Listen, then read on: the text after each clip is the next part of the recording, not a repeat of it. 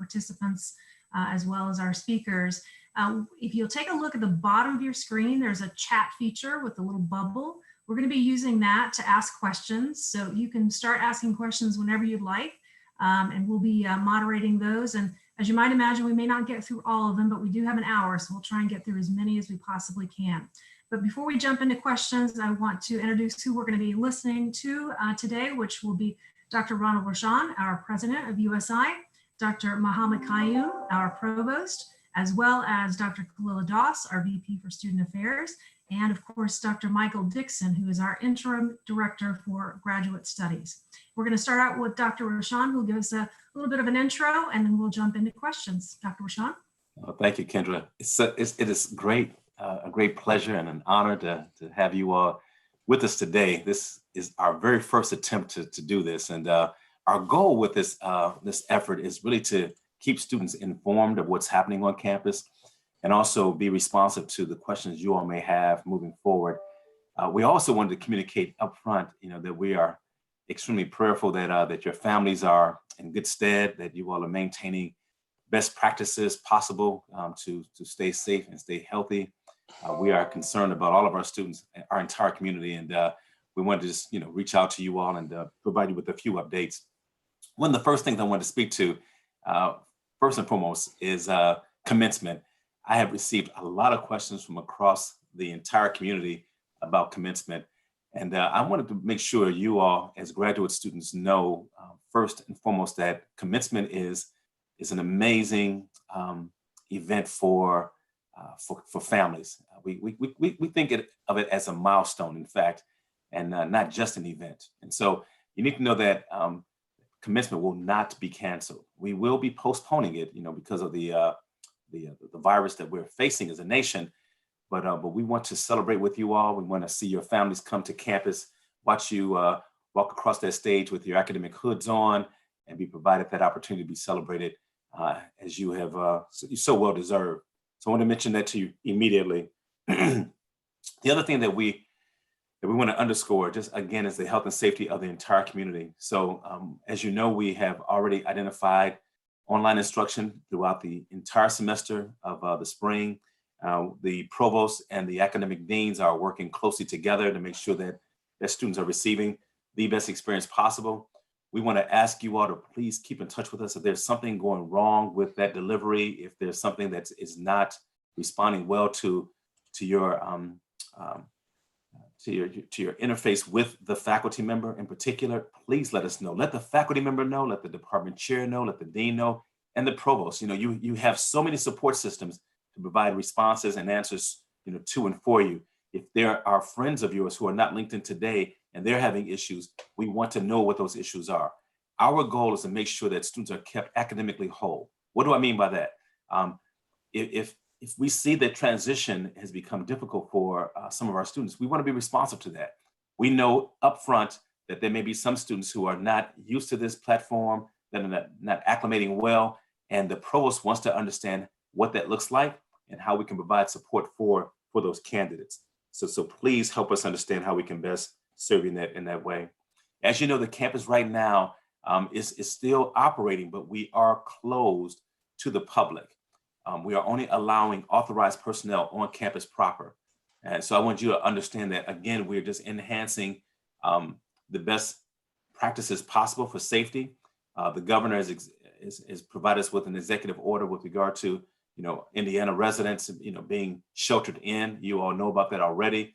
We're trying to follow those directives as well, maintaining great compliance as a public institution. So I apologize for any inconvenience that you are facing with regard to not having access to certain amenities or buildings or whatever it is with regard to campus proper. It is not to punish anyone or to prevent you from having access. It really is about what we deem most appropriate for best practices to really stop the spread. And then also, let me maybe say a couple more things, and then I want to just stop there. Excuse me, I'm sorry, stop there, and so we can actually have a conversation. But one of the things I wanted to underscore also is that USI is a phenomenal community. As students, I want you to know that you have administrators, you have faculty, you have staff members across the entire campus that are working so hard, many around the clock, to make this as smooth as possible, to make this transition as smooth as possible, and to make the delivery for you as effective and also as with the highest amount of quality possible as well. I want to just thank all of my colleagues who are working around the clock, faculty in particular, as it pertains to delivering instruction. We assume that quite often that going from a traditional face-to-face to online is a very easy thing to do with the flip of a switch. Just not the case. This is heavy lifting for so many people, and they have engaged themselves in hard work. They've been very intentional in making sure that they bring you great quality. And then also they have been thinking about you with regard to your experiences academically. And so thank you to the faculty and to the staff who have worked so incredibly hard to make this happen. I'm going to stop right there. I know that there'll be more that I can say, but I think that just to have your questions come forward would be in our best interest. So I'll press mute and I'll wait for the first question to come up. Thank you, Dr. Rashan. A reminder to everybody who's participating, if you scroll to the bottom of your screen, you'll see a chat feature. Please feel free to send any questions you have to myself, Kendra Struck, or to Ben Luttrell, who will be serving as a co-moderator for this. We have a couple that have come in, but I encourage you to send any questions you have. We have a great panel for getting answers to you. The first question, Dr. Rashan, is, and perhaps Dr. Qayyum, is there a plan in place for supporting students who don't have reliable internet access or maybe not any access? Yeah, Dr. Qayyum, please. Well, we need to know who these individuals are. And so right now we have in our on our website a space that people can go to that would allow them to enter information that would provide us with the details that would allow for follow-up. Of course, we have the Grad Studies Office, which would be a place for graduate students to funnel that information. But as soon as we could tell where the issues are and how many, then I think our ability to respond would be much faster. Right now, we're getting anecdotal pieces of information. So the more precision we can get with exactly location, individuals, particular programs, then we'll be able to respond appropriately. But yes, there is a plan to identify students as quickly as we can, and then to find ways in which we could use available support structures, the ways in which providers are providing some help, and try to get them resolved as quickly as possible.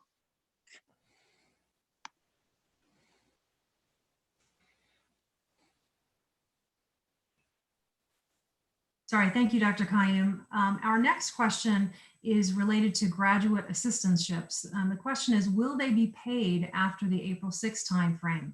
And did we foresee this situation happening? Have we been preparing for online instruction? Perhaps I'll turn first to Dr. Dixon. I think certainly graduate assistants will continue to be paid if they have made arrangements with their direct supervisors to conduct work remotely. I know that many graduate assistants and their supervisors have already done so, and I am certain that that will continue beyond April 6th.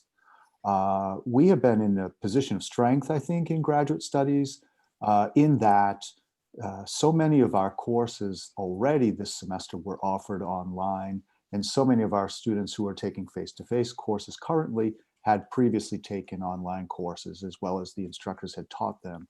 So although we could not have foreseen anything of this nature, I think we are in a very strong position to deliver our programs almost uninterruptedly.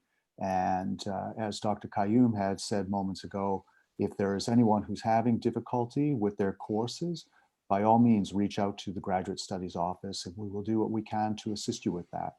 And returning back to the graduate assistants, by all means, again, reach out to our office and we'll communicate with you and see what we can do if you're having difficulty working out an arrangement with your supervisors. Thank you, Dr. Dixon. Again, a reminder, please submit your questions through the chat feature at the bottom of your screen. We've got a couple more, but want to make sure we get all your questions asked if we can. The next question is related to, again, that internet access and whether we have issues or not. And is there anyone to call in case that is the case? So I think that's a variety of opportunities. Perhaps I'll go to Dr. Doss. It relates to the Dean of Students office. Sure. So one of the things that the Dean of Students Office is continuing to do is to gather information through what we call our care team. A faculty, staff, additional student, anyone can sending a care report. And from those reports, we kind of track where our students are struggling, whether it be with mental health, whether it's financial need, whatever that need is, we have that and we reach out to those students. But this only works if we get that information in though, right? So it's an input system. If you input the information, then Dr. Hammett or someone from her team will be reaching out to those that student in particular, and then trying to patch them through with, getting a laptop to borrow. There have been instances where we've, tried to figure out patching folks through with some of these services that are saying that they're offering free services. So you have to input that data though for us to be able to reach out. And Dr. Doss, do you want to mention exactly where they can find that link for the care? It's also off the COVID-19 website, but if you go to the Dean of Students office, it's literally right at the bottom, big and bold. You just click on it. It asks you a couple quick questions, then you're able to dive in and put that information in. Thanks, Kendra. Absolutely. And a reminder, our website, usi.edu, and then at the top, you'll see COVID-19. All the updated information that comes out related to the university is there. So please feel free to check that regularly. We'll also be sending out messages as appropriate and generally on a weekly basis, so keep an eye out for those. Our next question is sort of a large one. I'm going to turn to Dr. Rashan about this one. How do we think this whole COVID situation is going to impact USI going forward? I'm sorry, Kendra, say that again, please. Certainly. How do we believe that COVID-19 and what's going on right now will impact USI longer term? Okay, thank you. It broke up for me at the beginning. Well, I will tell you right now, I'm looking at this entire situation, and I will tell you that I believe that it's giving us greater understanding about the strength and resolve of this campus community. If you could see the number of individuals who have come together to make things occur, provide solutions to many, many problems and difficult situations, it has been absolutely phenomenal. You may not realize this, but we still have approximately 100 students still residing on campus, some international students, some students who have difficult situations that they just cannot identify other spaces that will provide them the kind of safety that they need. And so watching how the campus community has come around and support those students, watching how, again, the faculty have come around immediately to provide online instruction, watching how departments are working across departmental lines to provide solutions as well has just been so uplifting. And then also, if you knew about the number of phone calls and emails that I'm receiving specifically across, from the community to provide support as well, has been absolutely breathtaking and uplifting as well. And so I think that if we look at how we move from here, pivoting forward, I'm going to ask folks to recognize how interdependent we are and to continue in that regard in providing support for one another. The other part of it too is just maintaining a little bit of patience and grace has been another factor that has been revealing itself more and more as we move forward as well. I will close by telling you this right here, that we still cannot predict how much longer we will be in this particular state of new normal. But I will tell you that I'm asking everyone to learn lessons from this experience, to look at ways in which they can build solutions, ways in which we can find this kind of positive lining to support one another, regardless of what's going on. There are things we just cannot control as we're learning with great clarity. However, we are learning, though, being dependent upon one another, being collaborative, being positive and working together, we can actually make it through together. So it's impacting the campus in many ways that would be identified as troubling, but But overwhelmingly, I think that we're going to come out on the right side of this situation with great clarity about who we are as an institution and also about greater possibility of what we can do preparing for future situations like this as well. Thank you, Dr. Rashan. A reminder to the group, we have our president, our provost, our VP for Student Affairs, and our interim director for graduate studies with us. So feel free to direct questions in any way. We've got a number of others that have come through. Dr. Kaim, I'm going to turn to you for a moment. A question related to, are we considering pass-fail systems for the semester as other universities are doing?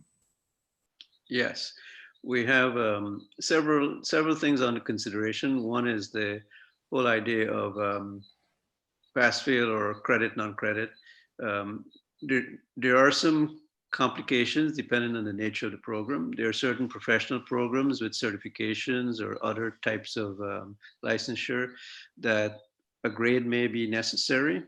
And unless those particular entities do a waiver with regard to those requirements, then it will be challenging for students to obtain or to take certain types of certifications. So we want to be sensitive to some of those requirements that are beyond our control, but we are considering, and we'll make a decision within a relatively short time about how we will proceed with the pass-fail option, as well as some other considerations related to student performance this semester and how it might impact certain decisions that normally would be made, for instance, probation or withdrawal from the university. The way in which transcript may have to be, certain things this semester may have to be recorded in a transcript. So there are a range of academic related decisions that we're considering at this time.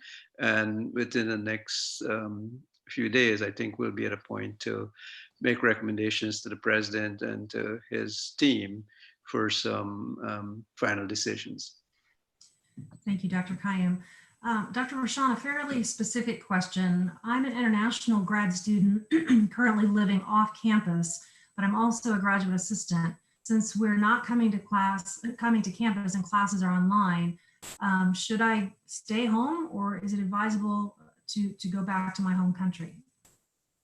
It's a great question. What I would suggest is number one, communicate with the provost about your academic program, and also talk directly with your advisor, your primary advisor within your academic program as well. I would definitely encourage you to pay close attention to border restrictions and travel bans. I am not able to predict, how that would impact each of you. Right now we have a global 4 level. And so, being able to return to the U.S. may be incredibly difficult. And I'll say even once the coronavirus the pandemic is lifted, globally, there still may be travel bans with specific countries and locations coming back into the U.S. So I would be very mindful, and I would encourage you also maybe to talk directly to Heidi Grigorian. She's our associate provost for international programs.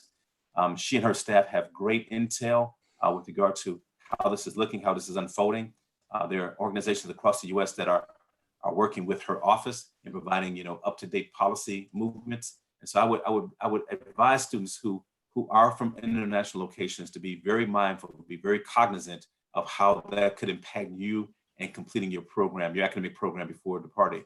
Last but not least, I'm very encouraged to tell you that faculty on this campus are working very closely with students, and we know that everyone has a unique situation.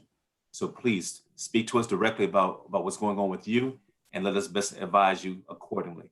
So again, Dr. Kaim would be someone I would talk to, your academic dean, and your primary advisor. I would even reach out to Dr. Dixon, our interim director of graduate studies, keeping him in the loop as well. He's an ambassador, he's an advocate, and he's brilliantly involved in policymaking for the university campus. Thank you, Dr. Rashan.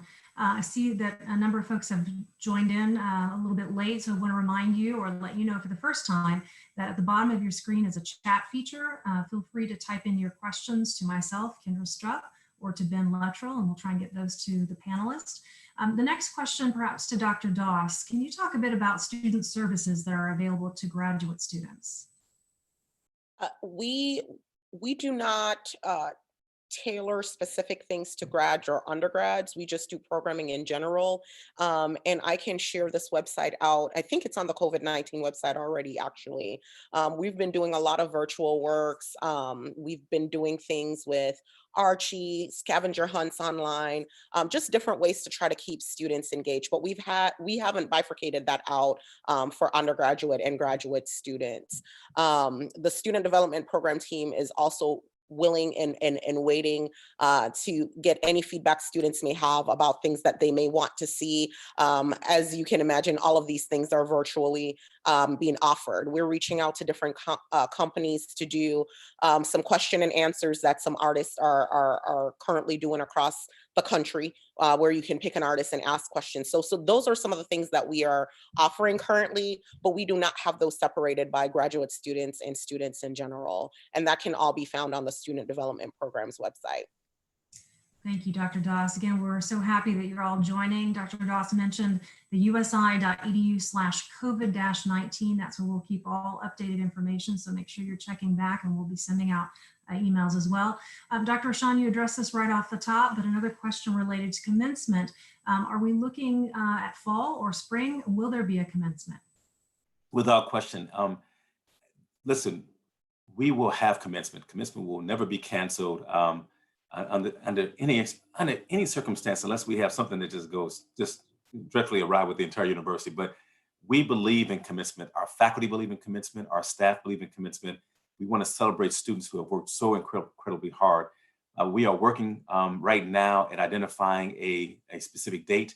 I would encourage you all as graduate students to submit. Now, I'll have Kendra maybe give you an identifiable place to provide the suggestion. But if you have suggestions with regard to a possible date for this academic year, we would like to possibly have this in the fall semester. We don't want to go beyond that, of course. But right now, I want you all to know that please relax. We will have a celebratory opportunity to watch you go across that stage. Your families will be able to cheer you on and celebrate you as well. Commencement will go on without question. Kendra, you want to provide us any kind of understanding of how students can maybe provide suggestions to the I campus? think we'll follow up with a link afterward, Dr. Rashan. I don't have that right at my fingertips, but Okay. we definitely want to hear from students. So thank you. Thank you. Dr. Kayem, I think we'll turn to you. I believe this question is asking about office hours for faculty. Can you talk to us a little bit about how faculty are staying engaged with their students and how they can reach out to faculty? Sure. Well, I think it does vary. Some of our faculty members are available more beyond the phone or email. They're able to use some of the technology that we have available, such as what we're using right now. So it is something that I think we want to get to a better position with regard to all the programs. There is some variation in terms of some programs being much further ahead with regard to the use of some of the tools. And some others, as you know, we've had to make them sort of move very rapidly to an online delivery format. That obviously will take a little bit more time for those faculty members to get up to speed with some of the available tools. But right now, I would say that any question related to any program, if you're having difficulty identifying or get in touch with a faculty member or a director of a program, the first place that you want to go after trying would be Grad Studies Office. I think the team in the Grad Studies Office is right now well positioned to respond to any particular request and to do the necessary interventions to get to the faculty member who may have some difficulties. Just as students are having some challenges with regard to connectivity, we do have faculty members who are living in locations because they can't come to campus. We're living in locations where it's spotty as well. And we're trying our best to resolve their issues, and they are trying as well. Some providers have removed data caps, for example, on the plans that they have. And so internet is becoming much more reliable. But some of the instances you're encountering may be because some faculty members are working remotely and their locations have challenges as well. So the Grad Studies Office, I think, would be one of the first places that we could try to identify those issues and then do the appropriate interventions. Thank you, Dr. Kayem. I'll turn to Dr. Dixon then. Dr. Dixon, what is the best way to get in touch with your office? You can call me at my office phone number, 465-7016, or you can email me directly, mdixon@usi.edu. I'll reply as quickly as I can and hopefully be able to help with any issues that you may have. Thank you. And you can always check out the USI website, usi.edu, search for graduate studies, and Dr. Dixon's information that he just mentioned, as well as his staff, is available there to you. I'm going to turn to Dr. Rashan now. Dr. Rashan, you've spent time with students on a number of occasions since this all began. Can you give us a sense of what you're feeling from students? Wow, that's a great question. You know, I'll tell you right now, the emotions that I've been able to witness and really kind of recognize are this kind of span the gamut. Some students are feeling anxious with great anxiety. Some are frustrated. Some are angry. Some are extremely scared. And listen, we get all those emotions. They are all relevant emotions. The thing that I've been telling students is that, you know, none of you asked for this. None of you deserve this. I don't think any of us, you know, do in fact. But the thing is, this is a reality. And so I'm just trying to get students to, you know, to really be as calm as possible, you know, understand what it is that we can control. Again, maintain the best healthcare practices possible, you know, with social distancing. And then also, you know, really, you know, just check in on your loved ones, check on those individuals who you care about. I think these wellness checks are just so incredibly important right now. And sometimes just hearing from someone that cares about you feels really good inside. So we understand how you're feeling. We get it. And I'll tell you right now, many of us are experiencing the same kinds of emotions. This is brand new for us as well. There's no manual. There's no way in which we can predict, as I mentioned before. But please, the main thing I can tell you is calm and resiliency right now, and togetherness right now, grace and patience right now. Those are the things that we really need. So, and if we can be of service, do not hesitate to reach out to your campus. Let us assist you the best way we possibly can. Okay? Thank you, Dr. Rashan. Again, inviting folks to ask any questions that you have for the panel. Use the chat feature at the bottom. I'm going to turn to Dr. Doss now. Would you talk a little bit about the services related to mental health that are available now? Sure. So our counselors started reaching back out to folks that they had counseling sessions with virtually to speak to those students. We are in the process of getting the final stages of approval, we're hoping, for telemedicine. And what that means is we can Zoom in and have that conversation with students outside of just having a phone call. It's the same concept with the health center. The health center on campus, I know that there's no access to outside folks, but it's open to our students who are currently residing on campus. The counseling center is also still doing their chai chats and other programs that we were doing in person. We're just doing those things virtually now. Thank you.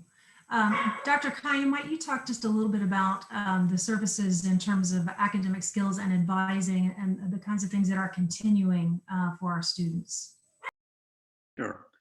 So we're in the process of finalizing and putting in place structures and ways in which students can still have access remotely to academic advisors, tutoring services, and generally support in a range of areas. We've also developed a number of professional development programs internally for our campus, but I think as we look at them, and they relate to the use of some available tools and technologies, some ways in which we could, for instance, learn how to do Zoom on LinkedIn. I mean, there are different ways in which I think we can provide some services that we're trying to do internally for employees and carve some of those out for our student body as well as we learn how well to use them. But right now, if you go to the university's website, and you sort of want to explore what available services currently exist from a remote standpoint with regard to tutoring, academic skills, general student support, that's easily found. I would say that grad students may be able to provide some assistance to us in a way to help our undergraduate students who might also be encountering severe challenges with regard to coping at this point in time. So I would make a plea for our grad students who are in a position maybe to to be of some assistance to us to reach out. And again, I would use always the funnel of grad studies as the way in which, if you have some ideas and some suggestions about ways that you've learned to cope and how you think it might be helpful for the campus to incorporate some of those insights, I think that'd be something we're interested in hearing from you about as well. Thank you. A reminder that we still have some time left in our hour-long discussion, so please feel free to submit your questions. We want to try and get as many of those answered as possible. Use the chat feature at the bottom of your screen. I've got a question that just came in related to employees. Since they can't schedule counseling visits through the Counseling Center, the online options that Dr. Doss mentioned, if you would talk just a bit again about the telecounseling option that's coming. So the telecounseling option would allow our counselors to still do our screening or our intake information with students who call in, and then determine how they select the counselor that student would be working with. For sessions that have already been set up prior to this happening, our counselors are still reaching out to those students via phone. Our hope is to have the Zoom function, and it's not, they don't call it Zoom, but it's the telecounseling piece of it up and running. There are a lot of legal issues that go into that we're still working with our risk management and our legal counsel to get that sorted out. So once that's up and running, we believe it'll be better than the phone calls, because at least those students are able to put eyes on and see the counselors in question. I will also say that is, once that's up and running, only students who are residing in Indiana can participate in that because of licensing issues. Our counselors are only licensed in Indiana. However, it doesn't mean if a student is in another state and calls in that our counselors cannot point them in the direction of resources in that specific state. Everyone who calls in, regardless of where they are, will be connected to someone and will be able to speak to someone that will be able to point them in the direction of resources they may need if we are not able to provide those for them. Okay, thank you, Dr. Doss. Dr. Kayem, I'm going to turn to you. Would you speak a little bit about the preparation over the last week while students have been on spring break it has taken for our faculty to get classes up and running online, and what they're saying about their interactions with students? Well, I think, as you can imagine, for the faculty members who had never taught an online course before, it was intimidating and daunting. But the university, through its staff, its faculty members, and other support structures, was able to put together a week of full daily training that was available virtually and face-to-face. But as soon as we decided that we were going to work remotely, then everything had to be virtual. So within the last 7 days or so, I think we had faculty members who on their own were able to access the kinds of information about how you'd prepare. But I think the more important piece to this was the way in which their peers made it possible. So those individuals who had taught online courses before were willing to reach out and assist all of their colleagues who were not able to do that before and who are now in this position of having to make that transition and bridge towards an online delivery. And I think that's the more remarkable part about what we saw during the last week, the way in which colleagues were willing to step up. And even though they had to do their own preparation, because they had a little bit more insight and experience, they were willing to offer that to some of our colleagues who had no previous experience. That, I think, has been a very heartening thing to see. And it's been the kind of thing that I think has kept us going in a way that does show how our institution has responded very well to this particular challenge. I think our students, of course, are in the best position to give us better feedback as to how well we've done based on your experiences. And again, don't wait until the end of a course or the end of a semester to provide that feedback. And it is something that we're looking for, because we know that we have to do much more to keep getting better in this particular delivery format for some of our members who have not done it before. Thank you, Dr. Kayem. I'm going to ask for a last call in terms of questions. Please submit those via the chat feature at the bottom of your screen. We haven't seen any come in for a while. So I want to take an opportunity to allow each of our panelists to have a few closing remarks. If any questions come in during that time, we'll address those. But Dr. Dixon, may I start with you? Just any closing remarks for the students? Absolutely. Dr. Kayum just talked about how faculty have responded to delivering their courses online. I'd also like to speak a little bit about how some students have responded over the last few days. Every graduate student on this conference right now, and those who will listen to the recorded version later, are aware that our office had sponsored the 2020 Graduate Student Colloquium, and that was supposed to have occurred yesterday on campus. It became clear a couple of weeks ago that we were not going to be able to do that, and we quickly moved that conference to a completely online video colloquium. It went live yesterday on our website, and we have a number of participants who submitted pre-recorded versions of their presentations and their poster sessions, and we've had incredible response to that colloquium so far. And if you have not yet visited the site, please do so. I'll see if we can get that link put up here to you in a few moments. But we also have had some requests from graduate students who did not originally intend to participate, who've asked if they can now subsequently record a presentation and add it to the colloquium. And we're more than welcome to, you are more than welcome to do that. We're more than willing to help you with that. We see this now as something that's not occurring on one single day, but something that we hope will grow over the next few days, next few weeks. But I invite you to see the work that your fellow students have done, some amazing presentations, and all of the presenters. I can't thank you enough for the work you did with this, and also for all the other offices and units across campus who assisted us in putting this together.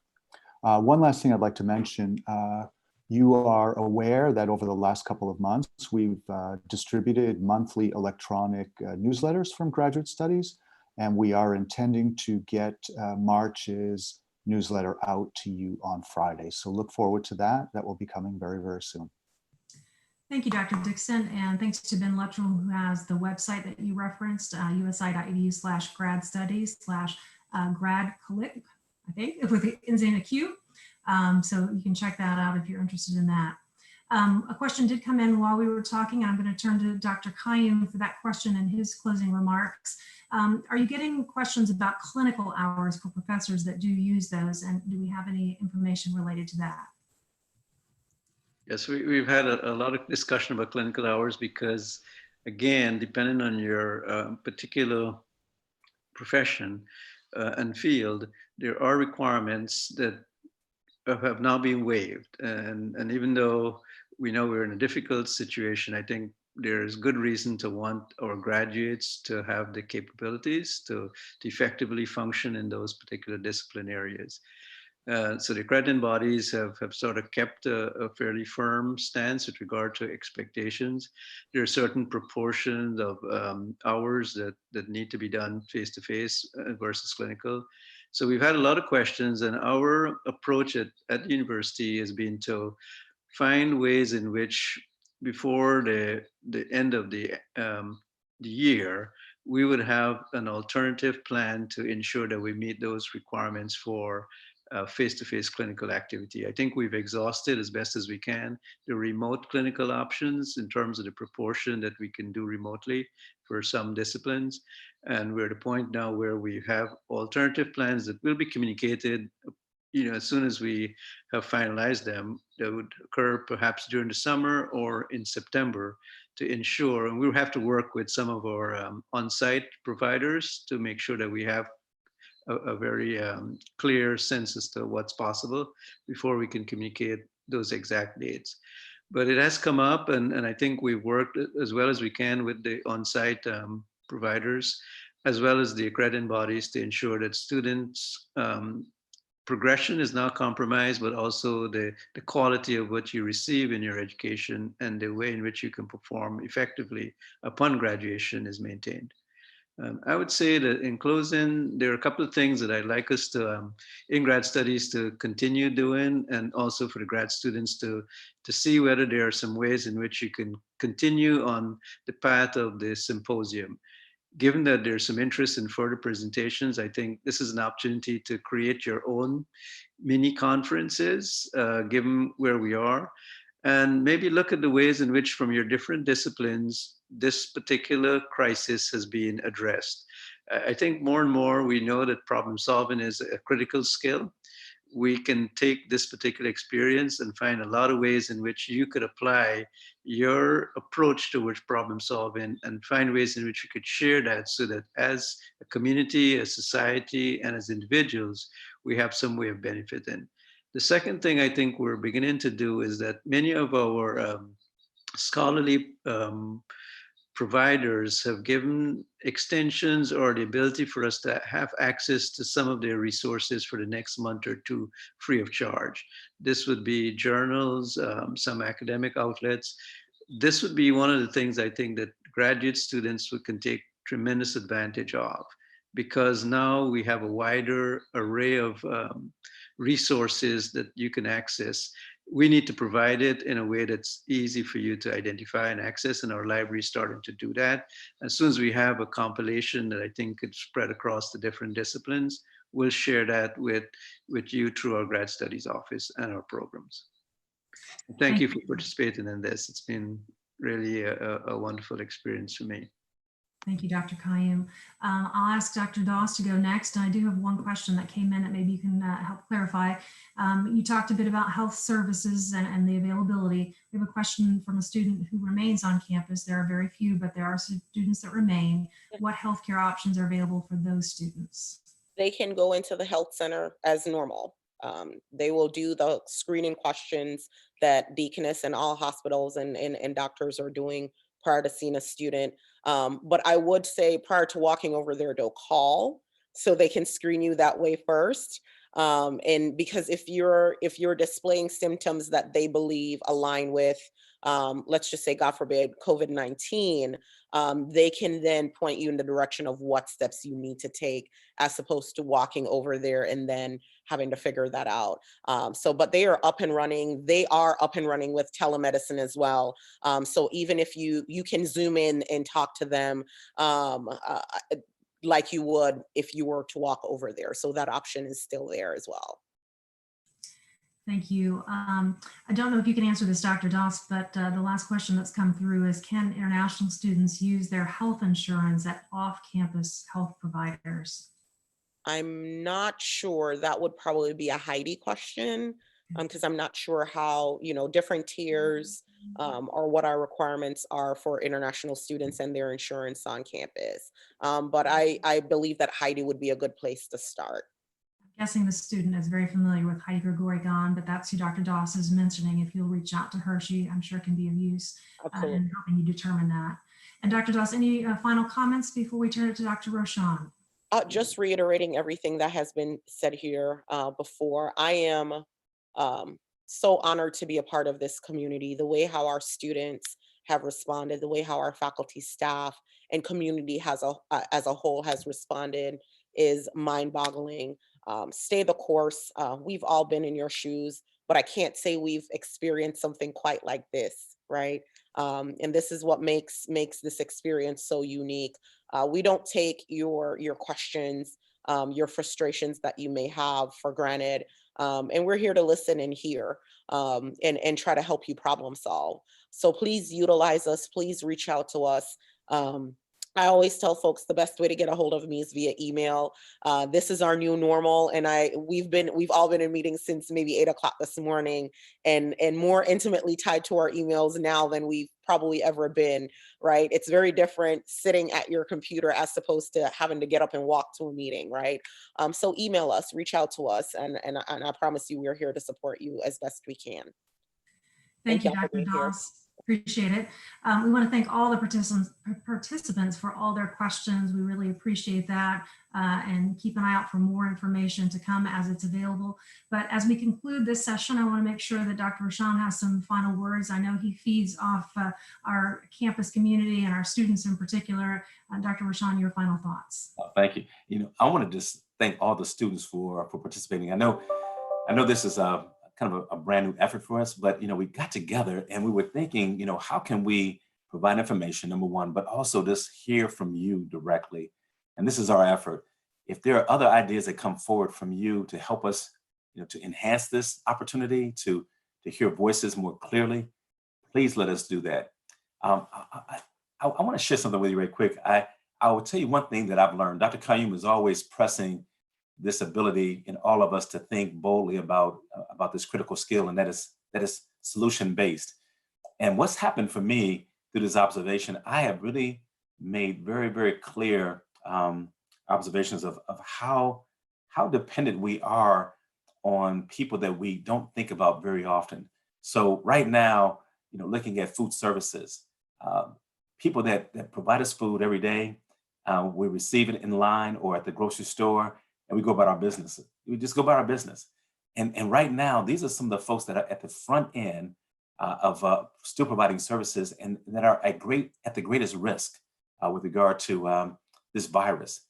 And so I want to ask everyone to please do what Dr. Qayyum said, and that's think about your academic field, think about your major, think about how it's tied to our democracy, think about how it's tied to the ability of people who are doing their job on a daily basis who quite often are invisible. They're doing hard work, honorable work, timeless work, and rarely are they receiving the kinds of acknowledgement that I believe they deserve. I want to encourage you to think about those services that you depend upon with regard to your own sustainability for you and your family. And let's find ways in which we can use our academic skills, our majors, our studies, our scholarship to enhance a new discussion about what it means to be in a democracy, what it means to be dependent upon another, what it means to be accountable and responsible for the livelihood of other individuals. All throughout our country right now, we've been hearing about the economy at a very large scale. But again, are we thinking about it with regard to how families, independent families in our own neighborhoods are impacted? And what can we do as an institution to assist moving forward? That's what I love about graduate studies. That's what I love about curriculum within graduate schools. This independent, autonomous ability to create new questions and new scholarship through data that you can create. Quantitative data, qualitative data, being able to really investigate at the core of an issue and creating what Dr. Qayyum mentioned, and that's solutions. I'm encouraged by your presence. I'm encouraged by your pursuit of higher education. I'm encouraged by your brilliance.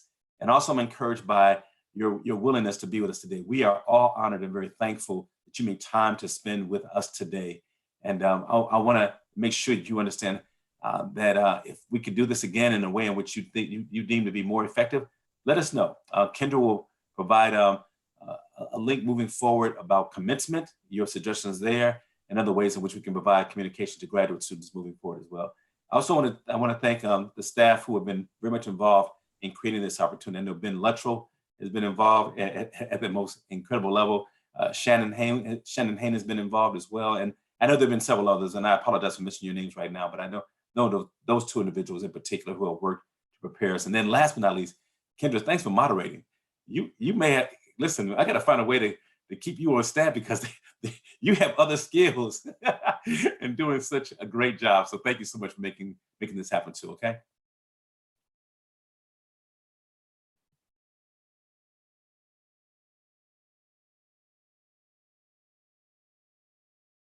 We can't hear you, Kendra. Oh, my apologies. So thanks so much for your time and your attention. We really appreciate you joining us. A reminder that this has been recorded. You may have noticed at the top of the screen says live on YouTube. We will be providing that link on the COVID-19 website, so you can look at it again, or any of the other following ones that come along. Or please tell a colleague if they weren't able to join that they can find that information there. We thank you for your time and your attention, and keep up with us in terms of all the information we'll be providing. Hope you have a great day.